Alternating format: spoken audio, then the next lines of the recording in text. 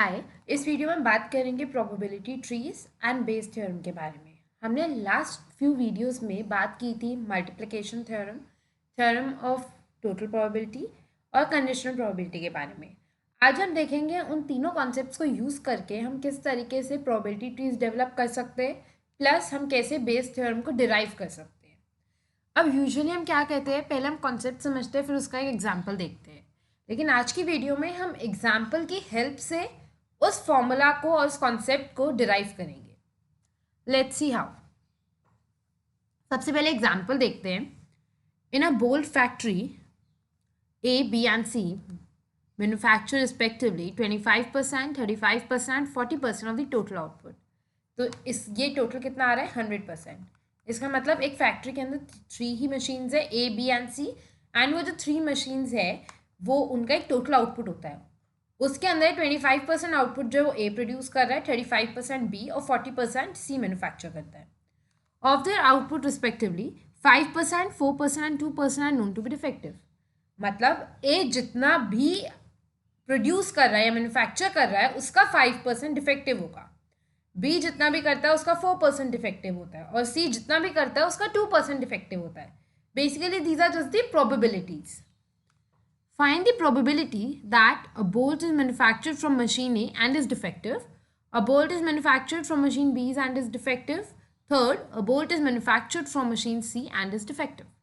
अब इन क्वेश्चंस को देखकर हमें याद आ रहा है कि हम इस तरीके का कुछ पहले भी पढ़ चुके हैं, राइट? कंडीशनल प्रोबेबिलिटीज के टाइम। देखते हैं कैसे ये कंडीशनल प्रोबेबिलिटी है। सबसे पहले हम क्या करेंगे, इवेंट्स को डिफाइन करते हैं। Our first event is A1, जो कह रहे हैं कि randomly selected bolt is produce by machine A. Machine A ने बोल्ट प्रोड्यूस किया है। फिर कह रहे हैं A2 इवेंट क्या है कि कोई भी अगर हमने रैंडमली एक बोल्ट पिक किया है so that is produce by machine B. And A3 event क्या कह रहा है, randomly selected bolt is produce by machine C. फिर एक इवेंट आता है ई, हम कह रहे हैं कि randomly selected bolt is defective. अब जो हमने बोल्ट उठाया रैंडमली वो डिफेक्टिव है। अब हमें पता है यही 4 इवेंट्स हमारे इसके अंदर हो रहे हैं, राइट? सो ओके, सो हम क्या करते हैं, सबसे पहले हम लिस्ट डाउन कर लेते हैं हमें क्या क्या इन्फॉर्मेशन गिवन है। हमें सबसे पहले क्या गिवन है, प्रोबेबिलिटी ऑफ इवेंट A1। हमें ये गिवन है ना, क्या गिवन है ये 25%। मतलब अगर हमने रैंडमली कोई बोल्ट सेलेक्ट किया तो 25% चांसेस हो मशीन ए ने प्रोड्यूस किया होगा, तो that is 0.25। Probability of event अगर A2 देखनी हो तो वो कितनी होगी, 0.35। हमने वो यहाँ से देखा है। वैसे ही प्रोबेबिलिटी ऑफ इवेंट A3 देखना हो तो वो कैसे होगा, 0.40, 40% चांसेस। अब नेक्स्ट प्रोबेबिलिटी क्या आ रही है, प्रोबेबिलिटी कि बोल्ट डिफेक्टिव होगा given it is produced by machine A, या फिर हम कह सकते हैं probability of randomly selected bolt being defective given event A1। हम ऐसे भी कह सकते हैं। तो हमें क्या पता है कि अगर हमने A1 से कोई बोल्ट पिक किया है तो वो डिफेक्टिव होगा, उसकी प्रोबेबिलिटी क्या है, 5%, मतलब 0.05। वैसे ही प्रोबेबिलिटी कि हमने एक बोल्ट पिक किया वो डिफेक्टिव होगा, हमें जबकि ऑलरेडी पता है कि वो मशीन बी ने प्रोड्यूस किया है, तो इसका मतलब क्या हो गया, उसकी प्रोबेबिलिटी 0.04। वैसे ही probability of occurrence of event E given A3, तो इसका मतलब क्या हो गया, इसकी प्रोबेबिलिटी क्या है, 0.02। ये इन्फॉर्मेशन हमें गिवन है, राइट? तो इसको भी लिख लेते हैं। अब हमें निकालना क्या है, first a bolt is manufactured from machine A and is defective. मतलब हमें दोनों चीज़ें चाहिए, मशीन ए ने प्रोड्यूस किया है मतलब इवेंट A1, फिर वो डिफेक्टिव है मतलब इवेंट ई। तो हमें क्या चाहिए, probability of event A1 and E मतलब इंटरसेक्शन। अब हमने मल्टीप्लिकेशन थ्योरम में क्या देखा था, यूजिंग थ्योरम ऑफ मल्टीप्लिकेशन और मल्टीप्लिकेशन थ्योरम ऑफ प्रोबेबिलिटी, आप कुछ भी कह सकते हैं। We can say that probability of A1 intersection E is equal to probability of A1 multiplied by probability of event E given A1। हमने यही पढ़ा था ना, हम कह रहे हैं कि दोनों का एक साथ होने की प्रोबेबिलिटी कैसे आएगी, प्रोबेबिलिटी कि एक इवेंट हुआ है मल्टीप्लाइड बाय प्रोबेबिलिटी कि दूसरा इवेंट होगा गिवन एक इवेंट ऑलरेडी हो चुका है, right. Probability of event A1 multiply by probability of event E given A1, right. So हम ऐसे ही निकालते हैं ना। सो अगर इसके अंदर हम वैल्यूज पुट करेंगे तो हमारे पास क्या आएगा, 0.25 मल्टीप्लाइड बाय 0.05। सो ये हमारा कितना आएगा, 0.0125, right.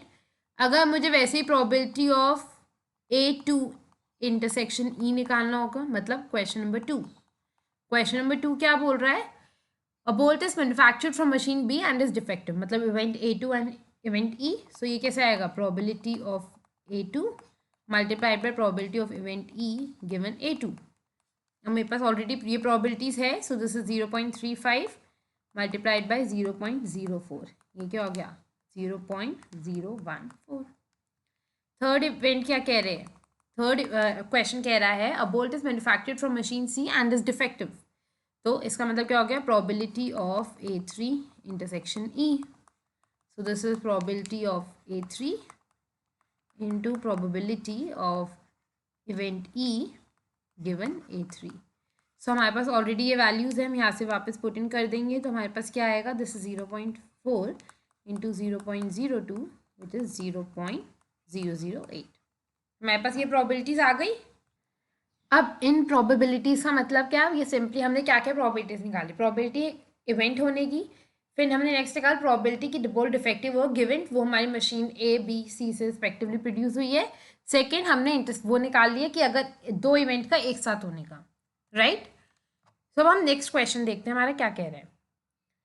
So next question says a bolt is selected at random, what is the probability that the bolt selected is defective. अब कह रहे हैं हमने एक बोल्ट सेलेक्ट कर लिया है, क्या प्रोबेबिलिटी है कि वो डिफेक्टिव है। अब एक बात बताओ, वो जो बोल्ट है जो हमने कहा है वो डिफेक्टिव हो सकता है, वो किसी भी मशीन ने प्रोड्यूस कर सकता है। तो अगर हम इस तरीके से ये निकाल ले कि अगर लेट्स सपोज क्या प्रोबेबिलिटी है, मशीन ए ने एक बोल्ट प्रोड्यूस किया है एंड वो डिफेक्टिव है, प्लस प्रोबेबिलिटी की मशीन बी ने प्रोड्यूस किया एंड वो डिफेक्टिव है, प्लस मशीन सी ने प्रोड्यूस किया वो डिफेक्टिव है। यही तीन केसेस है ना कि वो डिफेक्टिव हो सकते हैं। सो हमें क्या चाहिए यार, probability of event E. Event E was कि बोल्ट डिफेक्टिव है। तो इसके लिए हम क्या कर सकते हैं, using theorem of total probability. देखो मैं बार बार यहाँ पे ये हाईलाइट क्यों कर रही हूँ कि ये कौन सा थ्योरम है, ऑल्दो अगर आपको इन क्वेश्चंस को सॉल्व करना है तो नेसेसरी नहीं है आप इसको इसी तरीके से सोचो कि हम theorem of total probability use कर रहे हैं। आप इसको लॉजिकली सोच के भी कर सकते हैं।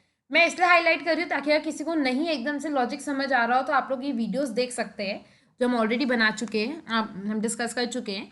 आप इन वीडियोज़ के अंदर इनको वापस रीड कर सकते हो तो आपको और बेटर क्लैरिटी आ जाएगी अगर आप यहाँ पे ये मिस आउट कर रहे हैं तो probability of event E is equal, हमने क्या डिस्कस किया, प्रोबेबिलिटी कि A1 और E हो रहे हैं plus probability event A2 and event E plus probability of occurrence of A3 and event E।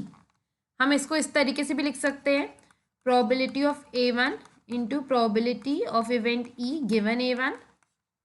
ये क्या हुआ, मतलब A1 हो रहा है, नेक्स्ट कह रहे हैं अब बताओ प्रोबेबिलिटी क्या है कि इवेंट E होगा गिवन A1 ऑलरेडी हो चुका है, तभी तो दोनों इवेंट एक साथ होंगे क्योंकि इन दोनों में कॉमन है, plus probability of A2 into probability of E given A2 क्योंकि हम यही चाहते हैं, plus probability of event A3 into probability of event E given A3, right. अब चलो वैसे तो देखो हमारे पास ये वाली जो वैल्यूज़ है ना ये हमारे पास डायरेक्टली भी है, ये देखो ये रही मैंने हाईलाइट कर रखी है, और हमारे पास ये सारी वैल्यूज़ भी है जो हमें क्वेश्चन में ही गिवन है। हम डायरेक्टली इन्हीं वैल्यूज़ को नोट कर लेते हैं। मैंने ये फॉर्मूला क्यों एक्सपेंड किया है, क्योंकि मैं एज इट इज़ ये स्टेटमेंट आगे यूज़ करूँगी तब मैं आपको बताऊँगी कैसे। तो अगर अभी मैं इनको लिखना चाहती हूँ तो मैं सीधे वैल्यूज़ को कॉपी कर लेती हूँ, 0.0125 प्लस 0.014 प्लस ये वाली वैल्यू 0.008, राइट। तो अब इसके अंदर मैंने ऐड किया तो मेरे पास इसका सम आ रहा है 0.0345, राइट। तो ये क्या है, प्रोबेबिलिटी कि हमारे बोल्ट जो है डिफेक्टिव है अगर हमने रैंडमली कोई भी बोल्ट पिक किया है तो। अब देखते हैं हमारा नेक्स्ट क्वेश्चन। नेक्स्ट क्वेश्चन से पहले हम क्या ड्रॉ करेंगे, प्रोबेबिलिटी ट्री। अब प्रोबेबिलिटी ट्री इंपॉर्टेंट होता है बिकॉज ये एग्जाम में भी आ जाता है। इसके अंदर हमें बस सिंपली कह रहे हैं कि जो आपको डेटा गिवन है आपको उनके हेल्प से प्रोबेबिलिटी ट्री ड्रॉ करना है। अभी प्रोबेबिलिटी ट्री हमारा कब काम आता है, कैसे काम आता है, हम वो देखते हैं। देखो सबसे पहले हम क्या करते हैं, हम एकदम इनिशियल पॉइंट पे हैं। उसके बाद प्रोबेबिलिटी ट्री के लिए हम क्या कहते हैं, let's suppose occurrence of event A1। सबसे पहले तो A1 होगा ना, बोल्ट प्रोड्यूस होगा, या तो मशीन A1 से होगा, या मशीन A2 से होगा, या मशीन A3 से, तो बेसिक, या मशीन C से, या मशीन B से, या मशीन A से। तो this is like event A1, event A2, event A3। अब इनकी प्रोबेबिलिटीज क्या है, प्रोबेबिलिटी ऑफ इवेंट A1 क्या है वो हमें क्वेश्चन के अंदर गिवन है, यहाँ से देख सकते हैं हम 0.25, 0.35, 0.4 respectively. This is 0.25। probability of event A2 is equal to 0.35 and probability of event A3 is equal to 0.40, right. उसके बाद नेक्स्ट क्या होगा, हमारा A1 हो गया। अब हम कह रहे हैं हमारा जो बोल्ट है वो डिफेक्टिव है, तो मतलब इवेंट E, फिर A2 के बाद भी इवेंट E, A3 के बाद भी इवेंट E, राइट। अब अगर हमें देखना हो क्या प्रोबेबिलिटी है A1 के बाद E होगा, इसका मतलब हमारी probability event E given A1 हो चुका है, probability of event E given A2 हो चुका है, probability of event E given A3 हो चुका है। यही हो गया ना इनका मतलब, इनकी प्रोबेबिलिटीज जो है। सो हम उसके लिए क्या करेंगे, हम उसके लिए अब अपनी एज इट इज़ हमारे पास ये वैल्यूज जो हमें गिवन है क्वेश्चन में ही, ये रही 0.05, 0.04 एंड 0.02। इनको नोट कर लेते हैं, 0.05, 0.04, 0.02, राइट। जब हमारा ये बन जाए, अब हमारे को अगर हमें, हम कह रहे हैं हमें बताओ अगर यहाँ पे हमें पहुँचना है इस पॉइंट पे, तो उसकी क्या प्रोबेबिलिटी होगी। तो उसके लिए हमें क्या चाहिए, यहाँ तक पहुँचने के लिए, इसका मतलब सीधा से हमें सिंपली क्या चाहिए, अब इस चीज़ के लिए हमें सिंपली चाहिए कि probability of A1 intersection event E which is equal to probability of A1 into probability of event E given A1। So ये क्या हो गया हमारा, this is simply equal to 0.25 into 0.05। ये क्या हो गया हमारा 0.0125, राइट। फिर यहाँ पे अगर हमें पहुँचना है तो probability of A2 intersection event E which is equal to probability of A2 multiplied by probability of event E given A2, right. So हम इसकी वैल्यू क्या आएगी, 0.35 इंटू 0.04, वो हमारा आ जाएगा 0.014। यहाँ आने की probabilities, probability of event A3 intersection event E which is equal to probability of A3 into probability of event E given A3, right. अब इसकी हमें ऑलरेडी गिवन है यहाँ पे 0.4 into 0.02 which is equal to 0.008, right. So एक तरीके से हमने ये प्रोबेबिलिटी ट्री के थ्रू कैलकुलेट कर लिया instead of calculating it like this. तो जब हम ये बनाते हैं तो इसको क्या कहते हैं हम, प्रोबेबिलिटी ट्री, राइट। एंड अगर आप अब देखो, अगर आप इन तीनों का एक साथ सम ले लोगे तो आपके इसके आ जाएगा probability of event E which is 0.0345। मैंने इसको एंड इसको ऐड किया है, ऐसा क्यों, क्योंकि इवेंट E तक आने के लिए 3 ही वेज है, right। So this is basically probability tree. Now let's move on to our next question which states a bolt selected at random is defective। हम कह रहे हैं हमने एक bolt select किया randomly and हमें पता है कि वो defective है, right।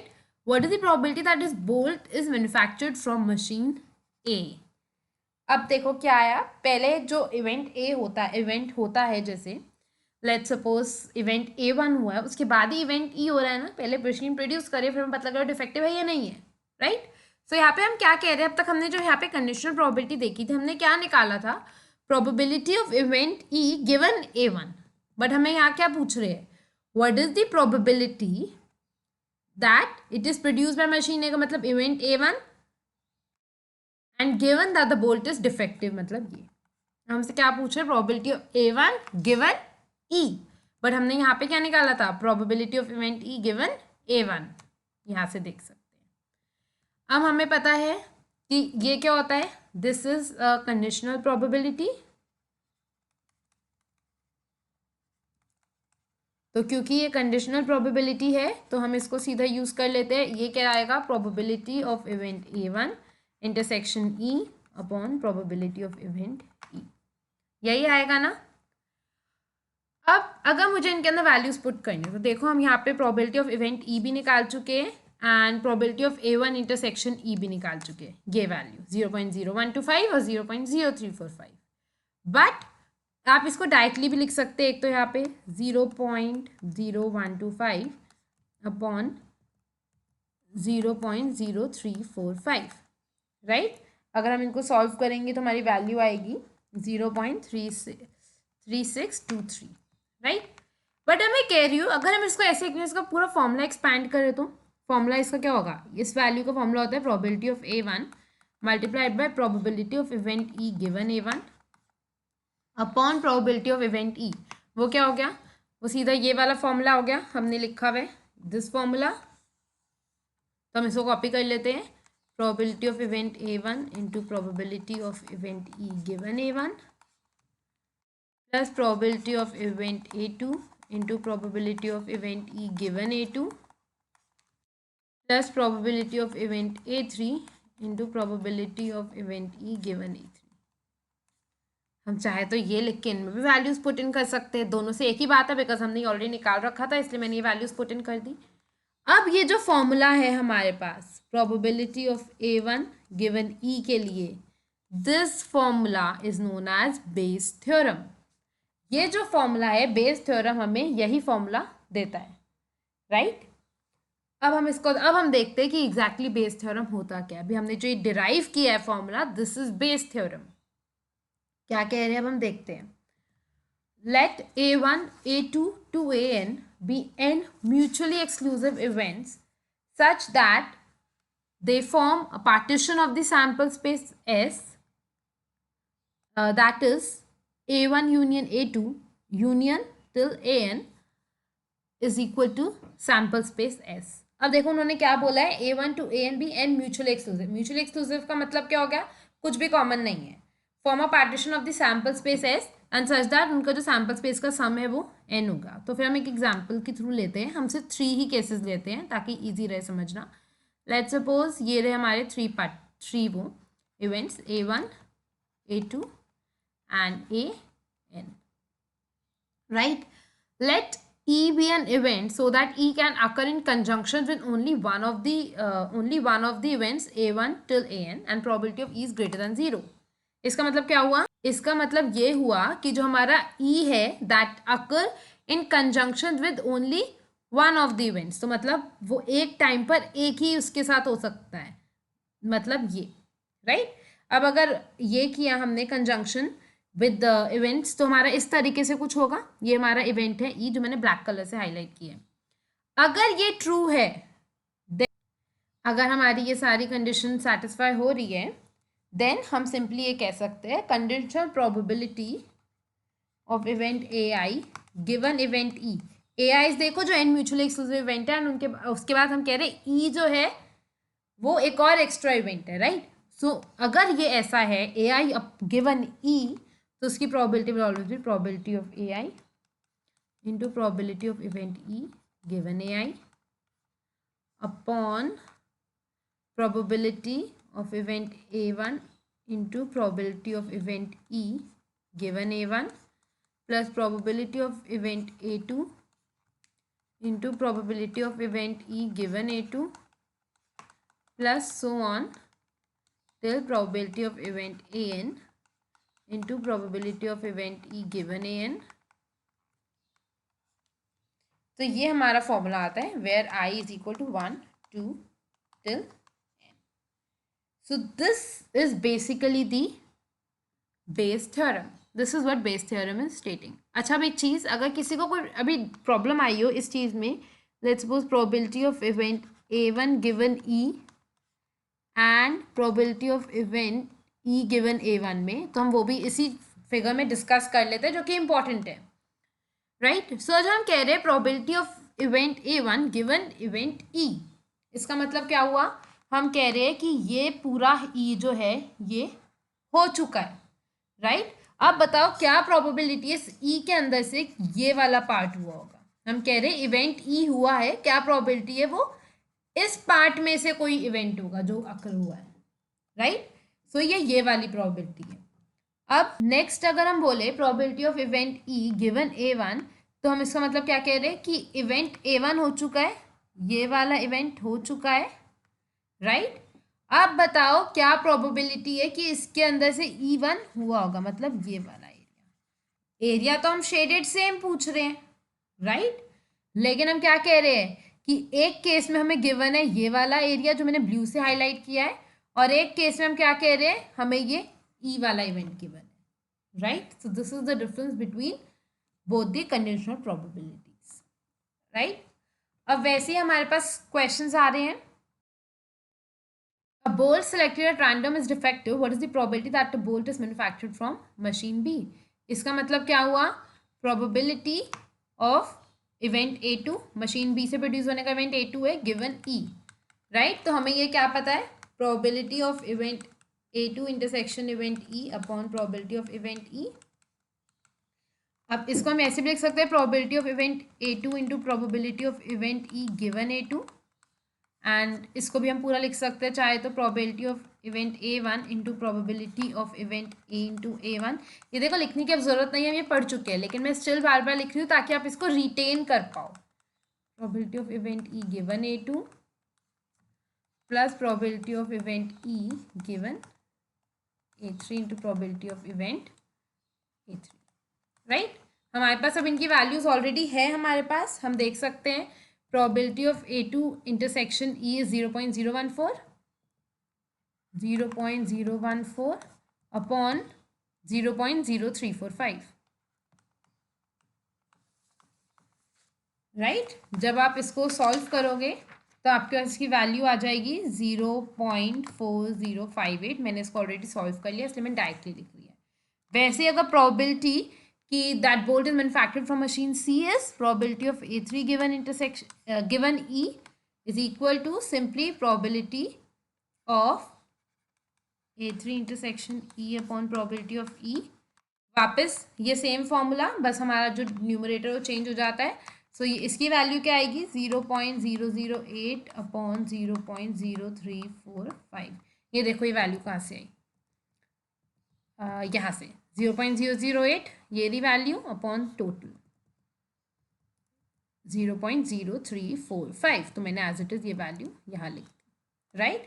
इसको सॉल्व करूँगे 0.2319। मैं इसको ऑलरेडी सॉल्व कर चुकी इसलिए मैं वापस सॉल्व नहीं कर रही। अब important concept, prior probabilities. Prior probabilities का मतलब क्या हो गया, आप सिंपली इसको कह सकते हो before the fact probabilities,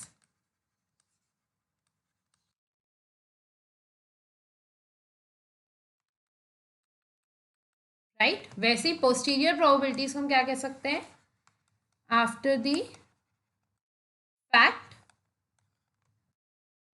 probabilities,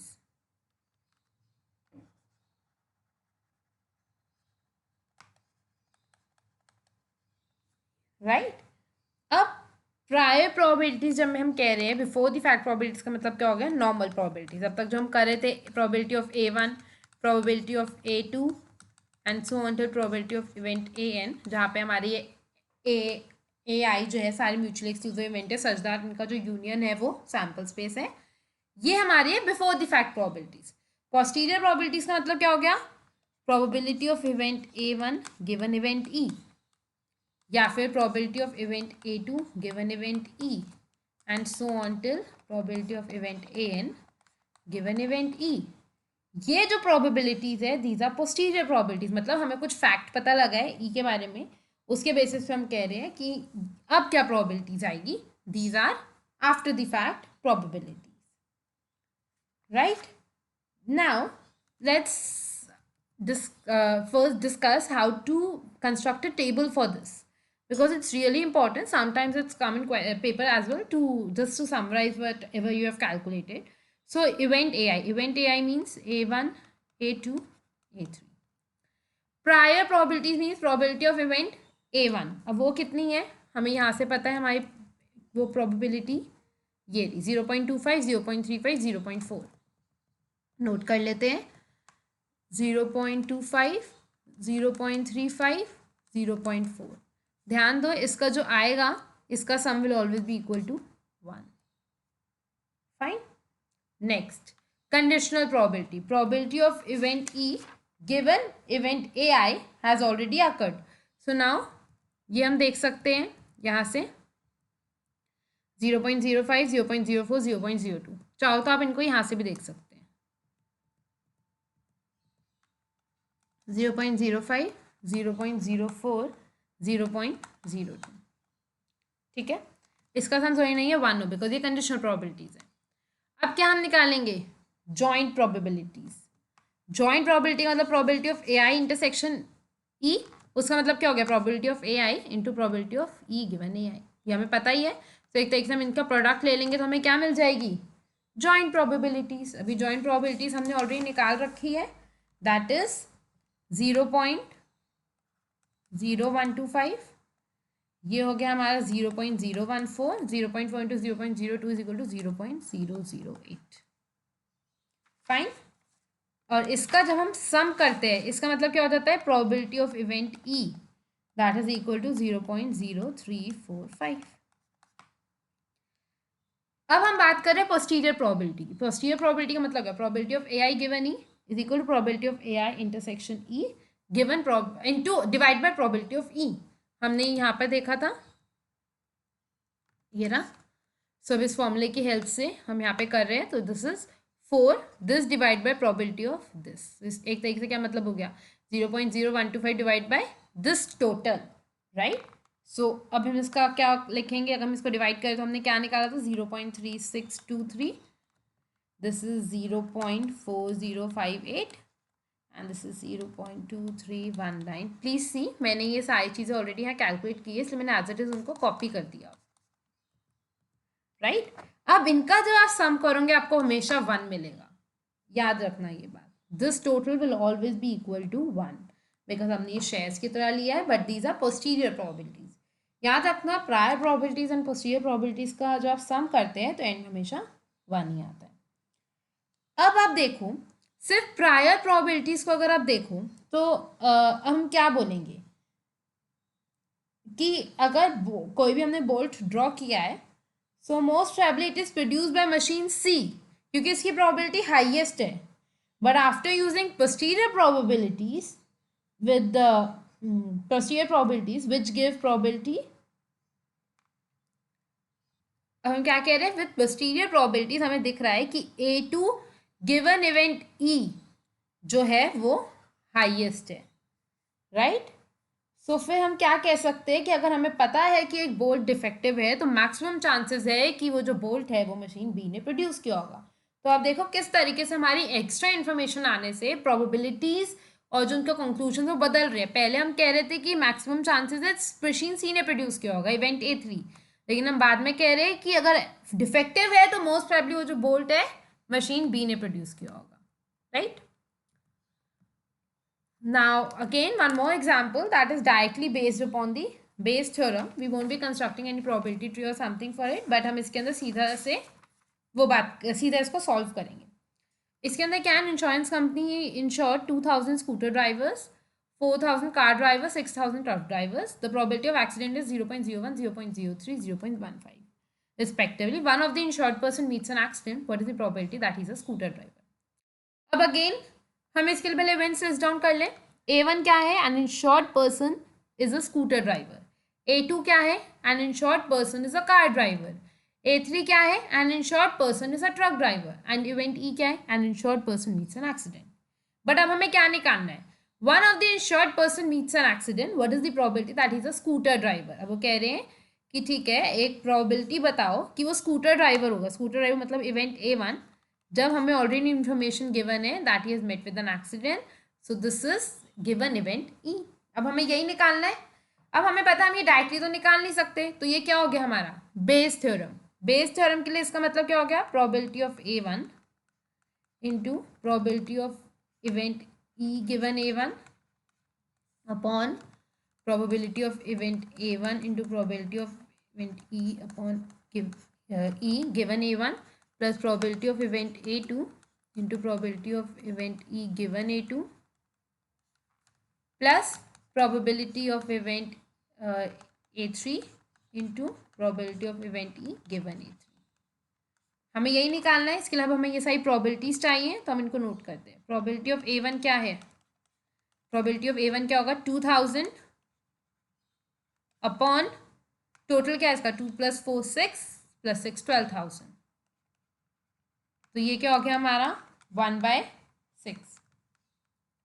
probability of event A2 क्या है हमारा? प्रोबेबिलिटी ऑफ इवेंट A2 है हमारा 4000 अपॉन 12,000, 1/3। नेक्स्ट क्या हमारी probability of event A3 which is equal to 6000 upon 12,000 which is equal to half. इसके अलावा हमें क्या इन्फॉर्मेशन गिवन है? We are also given probability of event E given event A1। मतलब कि अगर कि हमें यहाँ पे क्या आता है? प्रोबेबिलिटी ऑफ एक्सीडेंट इज 0.01 अगर वो स्कूटर ड्राइवर है, तो इसका मतलब probability of event E given A1, तो ये क्या हो गया? 0.01। Probability of event E given A2 is 0.03 and probability of event E given A3 is 0.15। हमारे पास अब ये सारा है इंफॉर्मेशन, राइट। अब हम ये सारी वैल्यूज इसमें फेच इन कर देते हैं। तो हम जब इसमें वैल्यूज पुट करेंगे तो दिस इज 1/6।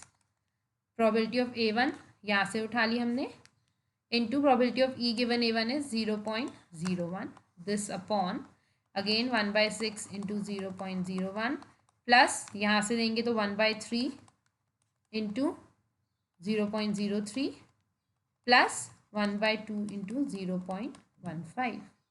जब हम इसको सॉल्व करेंगे तो हमारा ये कितना आएगा? 1/52, right. So this is the probability that we have computed using Bayes theorem, right. So basically हमारा बेस थ्योरम होता है। अब इस बार नेक्स्ट वीडियो से हम बात करेंगे रैंडम वेरिएबल्स की। I hope you like this video. Do subscribe this channel for more videos. Thank you.